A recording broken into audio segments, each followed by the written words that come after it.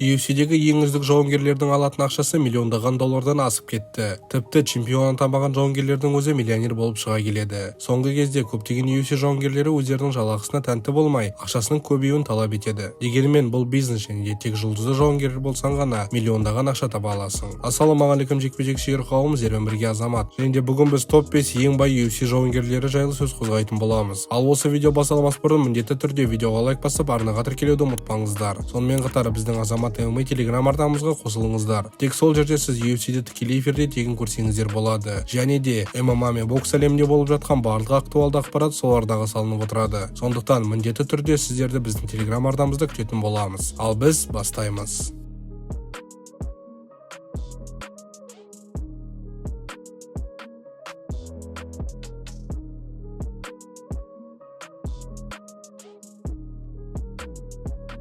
Топымызды ашып отырған орта салмақтың бұрынғы чемпионы Исраэль Адесanya. Нигерия елінде дүниеге келген новозеландық жауынгер бүкіл UFC ростерінің басты жұлдыздарының бірі. Өзінің киім үлгісі мен түр келбетінің өзгерістерінің арқасында миллиондаған жанкүйерді UFC-ге алып келіп жүр. Ресми ақпараттарға сүйенсек, Адесanya Absolute Promotion мен ең қымбат келісімшарттардың біріне қол қойған. Сыбыстардың айтуы бойынша Адесanya әр жекпе-жек үшін $2,5 миллион алады. Бұдан басқа ақылы трансляциялары, яғни pay-per-viewден 1,8% алады. Бұның арқасында Адесанyaның жекпе-жектерінен тапқан ақшасы $40 миллион құрайды. Аралас жекпе-жегіндегі мансабында 27 жекпе-жек өткізіп, 24-інде жеңіске жеткен еді. Және де 7 рет чемпиондық жекпе-жектерде жеңіске жетті. Бір ай бұрын Исраэль Адесanya Шон Стрикленттен жеңіліс тауып чемпиондық белбеуінен айырылған еді. Алайда бұған қарамастан UFC компаниясынан реванш сұратып, өзіне тиесілі чемпиондық белбеуді қайтарып алуға дайын. Қалай ойлайсыздар, Исраэль Адесanya қайтадан чемпион бола ала ма? Өз ойларыңызды комментарийге жазып кетсеңіздер болады.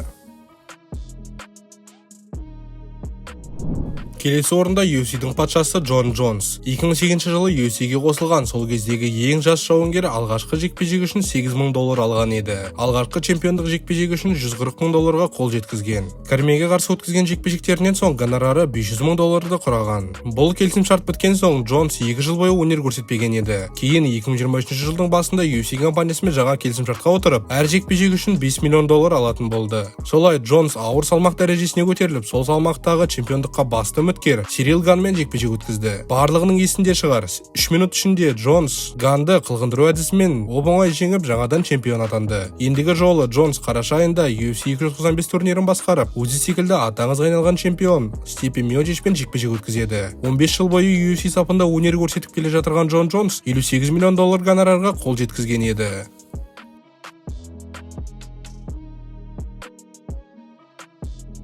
Келесі орында аты аңызға айналған тағы да бір жауынгер Жорж Сен-Пьер. Under Armour компаниясының вице-президенті Сен-Пьерді MMA әлеміндегі Майкл Джордан деп атаған еді. Ал Дана Уайт 2011 жылы Сен-Пьерді ең бай жауынгер деп атаған. UFC-дегі алғашқы жекпе-жегінде GSP $6 мың алған еді. 12 жыл өткен соң, соңғы жекпе-жегі үшін $12 миллион гонорар алған. Ал ақылы трансляцияларға көңіл бөлсек, сол жекпе-жек үшін $32 миллион қол жеткізген. Бұл сол кездегі рекордты гонорарлардың бірі болатын. Кейбір ақпарат көздерінің айтуы бойынша Жорж Сен-Пьер UFC-дің әр сатылған ақылы трансляциясынан, яғни pay-per-viewден 10% алып отырған. Сыбыстарға сүйенсек, өзі басқарған барлық турнирлерде $9 миллион ақылы трансляция сатқан екен. Соның арқасында Жорж Сен-Пьер бүкіл мансабында $69 миллион гонорарға қол жеткізген.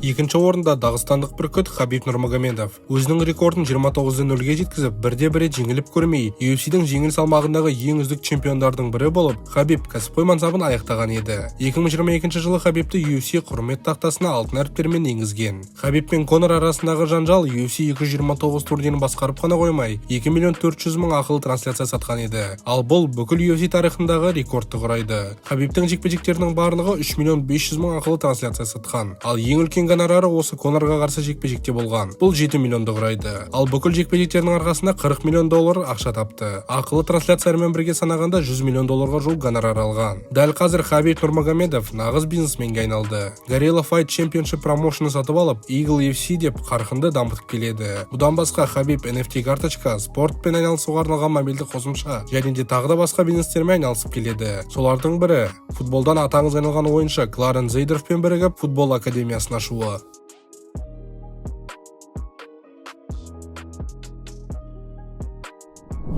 Топымыздың бірінші орнында орналасқан жауынгерге көшпей тұрып, экстра орында Қазақстанның ең бай жауынгері Шавкат Рахмонов жайлы айтып кетейік. Біз Шавкаттың өмірбаяны жайлы арнайы видеомызда айтып кеткен болатынбыз. Және де оның тұрып жатырған үйі, автокөлігі және де жалақысы жайлы да арнайы видео шығарған болатынбыз. Кіріп қарап кетсеңіздер болады. Бұл видеода сырттай қозғап кетейік. Шавкат Рахмоновтың өзінің айтуы бойынша соңғы жекпе-жегінде $200 мың гонорар алған еді. Ал бүкіл мансабында $600 мың жуық гонорарға ие болған. Бұдан басқа Шавкат біраз компаниялардың амбассадоры болып келеді. Соның арқасында қосымша спонсорлық ақшада түсіп тұрады. Дәл қазір Шавкат Рахмонов Стивен Томпсонға қарсы жекпе-жек өткізуге дайындалуда. Еске сала кетейік, UFC 296 турнирінде 16 желтоқсан Қазақстанның егемендігінің күнінде Шавкат Стивен Томпсонмен кездеседі. Қалай ойлайсыздар, Шавкат бұл жекпе-жекте жеңіске жете ала ма және де чемпиондыққа қол жеткізе ме? Өз ойларыңызды комментарийге жазып кетсеңіздер болады.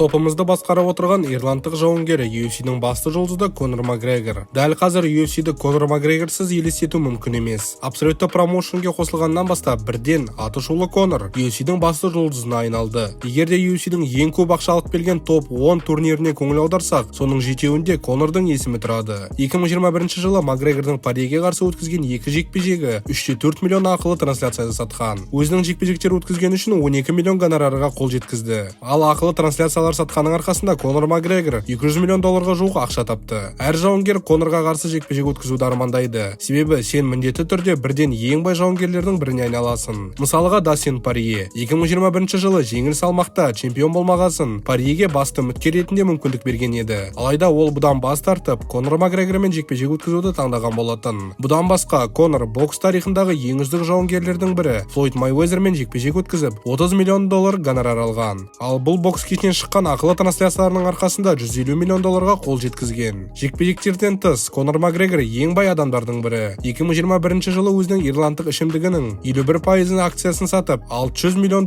ие болған. Сонымен қатар Конор MacLife атты медиа платформаны дамытып келеді. Және де ақылы спортпен айналысатын мобильдік қосымша, киім үлгісі және тағы да басқа бизнестерді құрастырып келеді. Дәл қазір ресми ақпараттарға сүйенсек, Конор Макгрегор $1,8 миллиард ақша тапқан.